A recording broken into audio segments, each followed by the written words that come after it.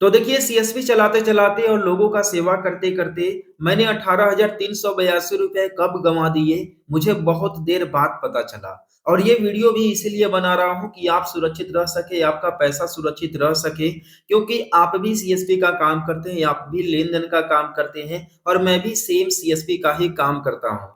अब देखिए यहाँ पर आप भी ट्रांज़ैक्शंस करते हैं, मैं भी ट्रांज़ैक्शंस करता हूँ, लेकिन किस ट्रांज़ैक्शन की वजह से मेरा पैसा यहाँ पर ले डूबा और ऐसा नहीं है कि मैं इस पैसे को क्लेम नहीं कर सकता हूँ। अगर मैं 18,000 रुपए पैसे निकालने के चक्कर में पड़ूँगा, मैं घूमूँगा, तो मेरा 20,000 25,000 रुपए नुकसान हो जाएगा। अब एक्चुअली में मेरे साथ क्या घटना घटित हुआ है, आप लोगों को ए टू ज़ेड बताने वाला हूँ। तो वीडियो को बिना स्किप किए पूरा देखिएगा, जिससे इन फ्यूचर आपके साथ किसी भी तरह का इससे रिलेटेड प्रॉब्लम ना हो और आपका पैसा सेफ रहे, सुरक्षित रहे। अगर आप सीएसपी का काम करते हैं तो आप लोगों ने एक नई नोटिफिकेशन के बारे में सुना हुआ होगा, जो गवर्नमेंट के द्वारा आरबीआई के द्वारा बहुत ही पहले साल 2 साल पहले ही जारी किया गया था कि अगर कोई अनजान व्यक्ति आपके सेंटर पर आता है और आपके क्यूआर कोड के माध्यम से या फिर आपके यूपीआई सुविधा के माध्यम से आपके अकाउंट में पैसे डालता है या फिर कहीं से डलवाता है, तो आप लोग उस पैसे को एक्सेप्ट ना करें। ये आप लोगों को पहले ही से ही पता है, हमें भी ये चीज़ पता है।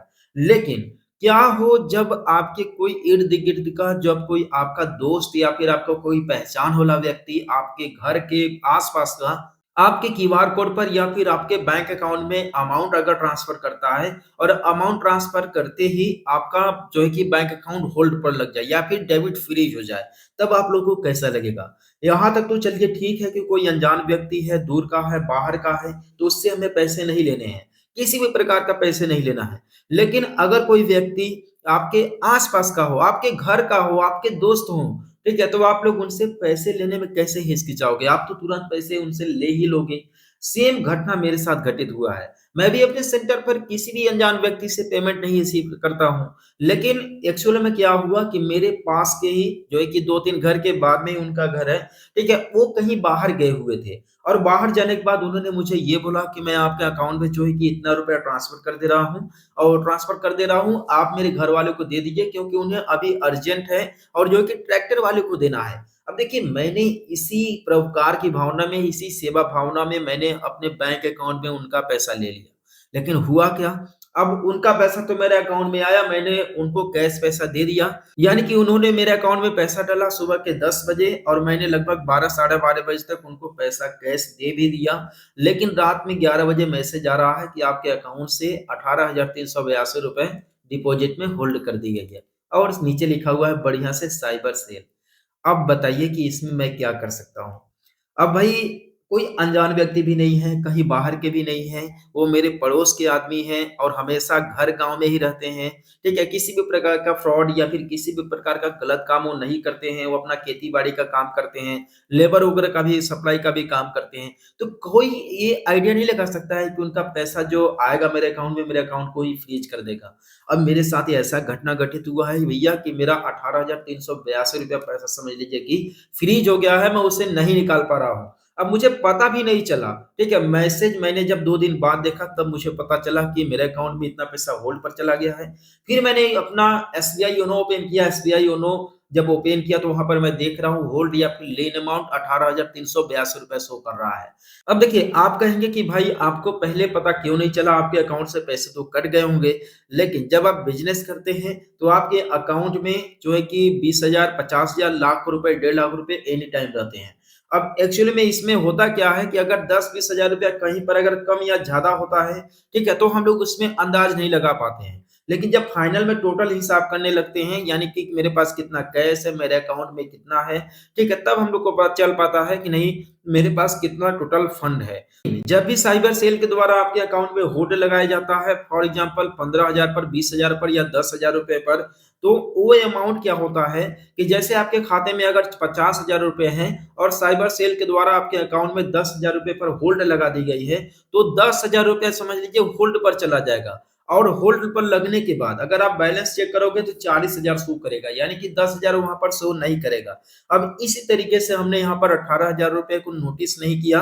जब मैंने पैसा चेक किया, पैसा चेक करने के बाद जो है कि जब देख रहा हूँ, तो इसमें जो है कि मेरा 18,000 रुपए जो है कि इसमें होल्ड पर लगे हुए हैं। और जब मैंने चेकआउट किया तो मुझे अंदाज़ ही नहीं लगा कि मेरे अकाउंट में कितना पैसे थे, कितना पैसा है और या होल्ड पर लगा है या फिर क्या नहीं, इससे रिलेटेड मुझे कोई आइडिया नहीं था। लेकिन जब रात में मैसेज आया तब मुझे पता चला कि भई मेरा इतना पैसा तो होल्ड पर लगा हुआ है। अब देखिए मेरा काम क्या है, मैं कई चीज़ों पर काम करता हूँ और अकाउंट में लेन-देन हमेशा लाख रुपए, डेढ़ लाख रुपए इस तरीके से अमाउंट जो कि ट्रांज़ैक्शंस होता रहता है, इतना अकाउंट में हमेशा रहते हैं मेरे। कई सारे बिज़नेस है, कई सारे काम है तो।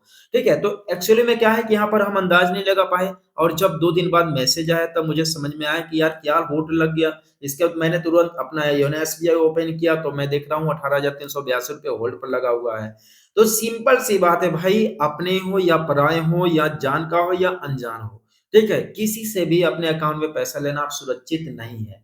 इसके बाद जो है कि मैंने सुबह क्या किया, तुरंत अपना डॉक्यूमेंट लिया, आधार कार्ड, पैन कार्ड, साथ में बैंक पासबुक लेकर के सिंपली ब्रांच विज़िट किया, जैसा हर एक कोई करते हैं। तो वहाँ पर मुझे पता ये चला कि जो कल हमने 2 दिन पहले हमने यहाँ पर पेमेंट रिसीव किया है फलाने आदमी के नाम से, ठीक है? वो अमाउंट की वजह से यहाँ पर होल्ड लगा हुआ है। और जब पता चला कि कितने लेयरिंग के बाद लगा हुआ है, तो ये लगा हुआ था चौथे लेयर पर, यानी कि मैं चौथे लेयर पर था जिसका अकाउंट फ्रीज़ हो गया था। अगर मैं इस अमाउंट को अगर मैं डायरेक्टली जो है कि विथड्रॉल नहीं करता या फिर इस अमाउंट को अगर किसी दूसरे के खाते में सेंड करता, तो भाई 5वें लेयर में उसका भी अकाउंट जो है कि फ्रीज़ हो जाता।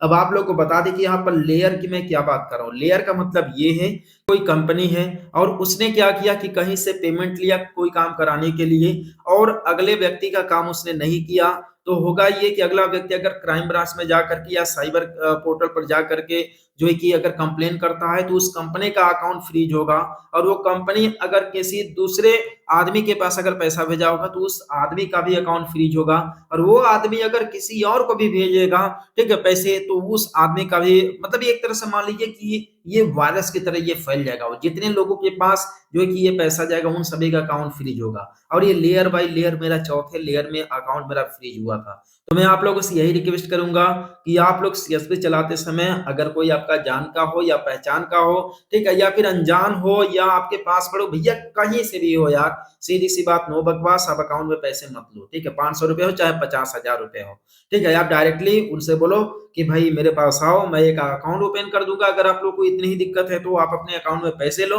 और मेरे पास आकर के आधार कार्ड से और एटीएम से पैसा निकालो, ठीक है, सीधी सी बात, नो बकवास भाई, इतना रिस्क नहीं लेना है, मेरा तो जा चुका है, बस आप लोग का ना जाए इसलिए ये वीडियो बनाया हूँ, ठीक है। तो खैर कैसा लगा ये वीडियो, आप लोग के लिए हेल्पफुल लगा या फिर नहीं, आप लोग मुझे कमेंट करके जरूर बताइएगा और हम लोग मिलते हैं फिर किसी नेक्स्ट वीडियो में एक नए अपडेट के साथ।